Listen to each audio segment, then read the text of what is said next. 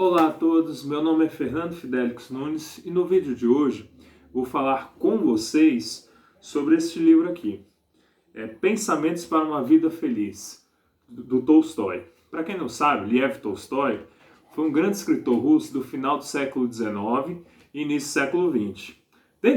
Entre as suas principais obras se destacam Guerra e Paz, Ana Karenina, A Morte de Ivan Ilitch, Felicidade Conjugal e outras, né? Ele escreveu muitos contos também.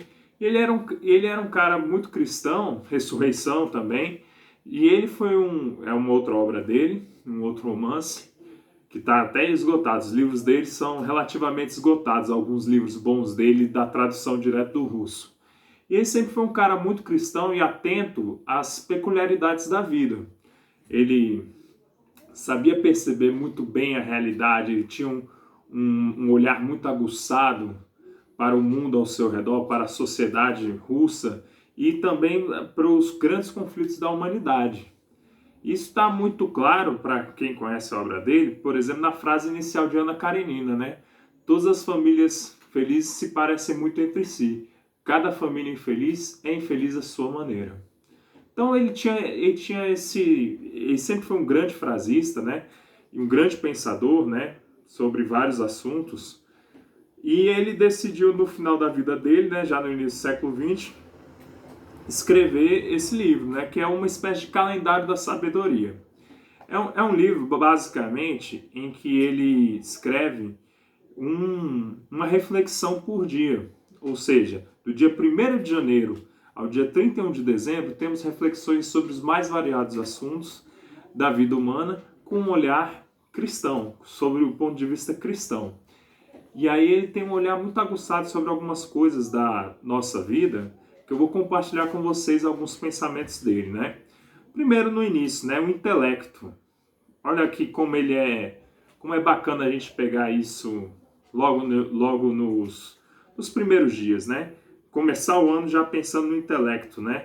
E aí a frase final dele é a seguinte, ele dá várias frases, várias reflexões, e a reflexão final é a seguinte: a diferença entre o verdadeiro veneno material e o veneno intelectual é que a maior parte dos venenos materiais é de gosto desagradável, mas o veneno intelectual, que tem a forma de jornais baratos e livros ruins, pode, infelizmente, ser muitas vezes atraente. Ou seja, dentro do veneno material, nós temos uma rejeição a ele, normalmente.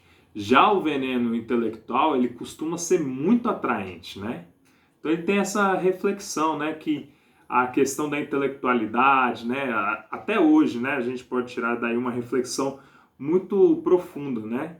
Que até hoje muitas notícias falsas, muitos pensamentos toscos são apresentados de maneira muito convincente, de maneira bem estruturada, mas no final são falsos, podem atrair devido à convicção da pessoa que fala em um vídeo do YouTube, devido ao uso consciente das várias linguagens, né, na composição de um texto, uma superprodução, mas no final tem um vazio intelectual muito grande ali. E o Tolstói já notava isso lá no início do século XX, né?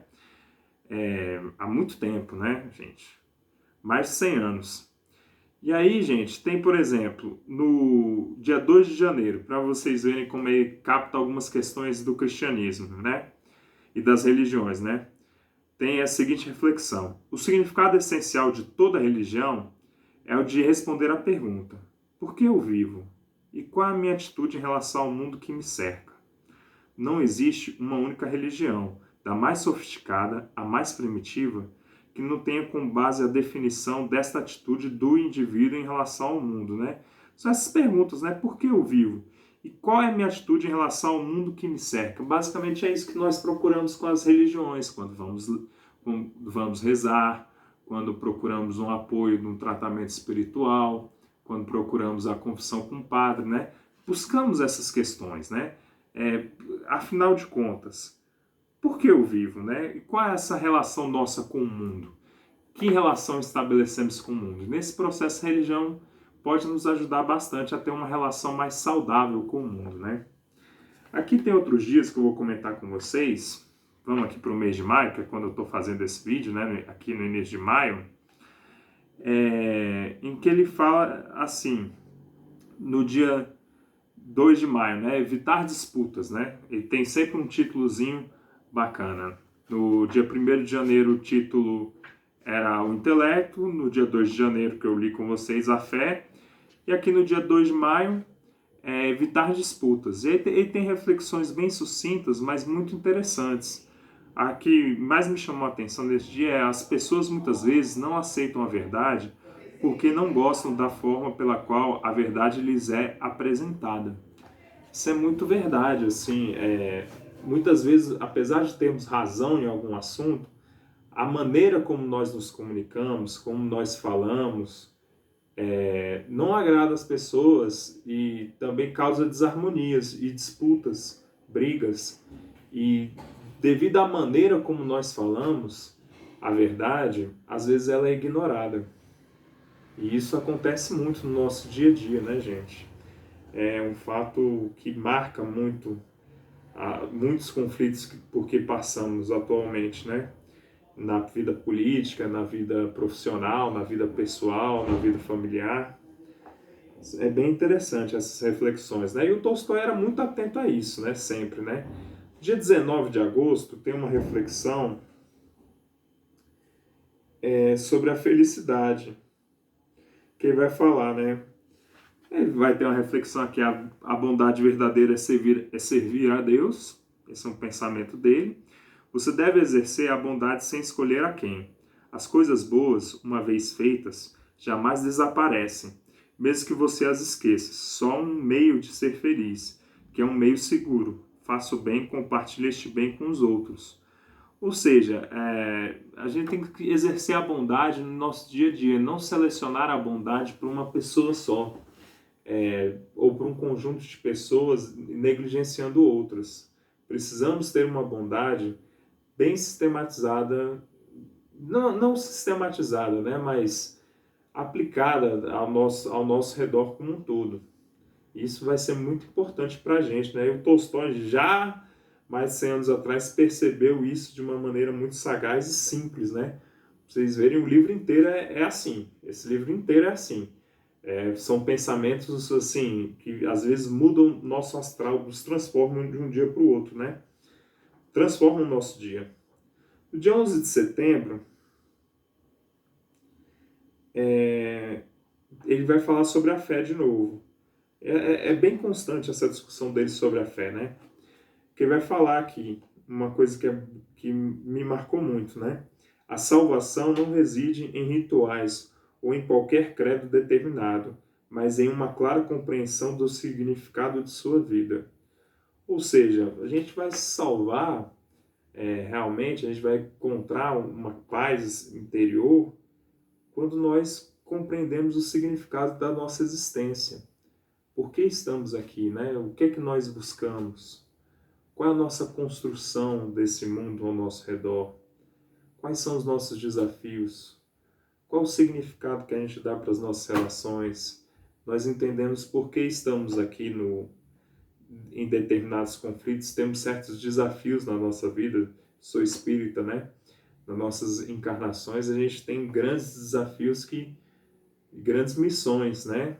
Que nós escolhemos e estamos presentes. Está no nosso dia a dia presente ali, a nossa missão está ali e nós escolhemos isso, né? Para fechar essa reflexão, eu vou falar a última frase do livro, que é do dia 31 de dezembro, que vai falar sobre o tempo. E no dia 31 de dezembro, todos nós sabemos, e ainda mais nesse período de quarentena, que eu estou gravando o vídeo, no início de maio de 2020, a questão do tempo ela anda muito forte em pensarmos no passado, no futuro, e acabamos esquecendo de viver o presente, as grandes questões do presente. E nesse presente ele coloca uma coisa muito importante aqui. O tempo não existe, só existe um presente pequeno e infinito. E só nesse presente que a vida ocorre. Portanto, as pessoas devem concentrar toda a sua força espiritual apenas nesse presente. Ou seja, é um pensamento relativamente simples, mas a aplicação dele não é tão simples assim. De nós nos concentrarmos nos eventos presentes, nos concentrarmos que a vida realmente acontece, não daqui a 5 anos, não num passado que não podemos mudar, mas a vida acontece no agora. E ela acontece nesse momento que é onde temos um poder de transformação e de vivência constante de fazer escolhas e construir uma vida mais digna para as pessoas à nossa volta, né? Então, só lembrando, gente, esse livro é muito difícil vocês encontrarem na livraria e eu procurei no YouTube, eu não lembro de ter achado, eu não consegui achar facilmente vídeos sobre esse livro do Tolstói, né? É um calendário da sabedoria, vocês podem achar esse livro em inglês. Em inglês é mais fácil de encontrar nas plataformas digitais, como a Amazon, que é a Calendar of Wisdom. O inglês foi horrível agora, né? Mas calendário da sabedoria em inglês, né? Se vocês botarem o calendário da sabedoria Tolstói, vocês vão ter esses pensamentos. A tradução, faltou comentar, da edição em português é feita pela Bárbara Eliodora, que foi a tradutora do Shakespeare. Ela é uma grande tradutora do Shakespeare, da obra completa do Shakespeare, inclusive da Nova Aguilar, foi ela que fez. Então, uma leitura que eu recomendo para todos, porque é uma leitura transformadora, realmente. Nós saímos da leitura do Tolstói, do Calendário da Sabedoria, sempre mais fortalecidos diante dos grandes desafios que temos a enfrentar. É um livro realmente fortalecedor e claro que não reúne só pensamentos de Tolstói. Tem pensamentos de outros grandes pensadores, como Buda, como Schopenhauer, Cícero, tem de outros livros como o Corão, tem o Pensamentos do Spinoza. Então, é uma leitura que eu recomendo a todos vocês, para que vocês possam carregar os pensamentos desses sábios escritores sobre a ótica de um gênio, que foi o Lev Tolstói. Ok? Pedir para vocês aí que gostaram do vídeo, por favor, se inscrevam no canal aí, que a Pena Capital quer gravar muitos vídeos ainda falando sobre livros, incentivando a leitura. Principalmente livros que não são, digamos assim, dos mais prestigiados necessariamente, mais comentados, mas são livros necessários para termos em nossa estante e no nosso background de conhecimento, né? Nosso repertório cultural. Então, gente, é isso. Espero que tenham gostado do livro e até a próxima. Tchau!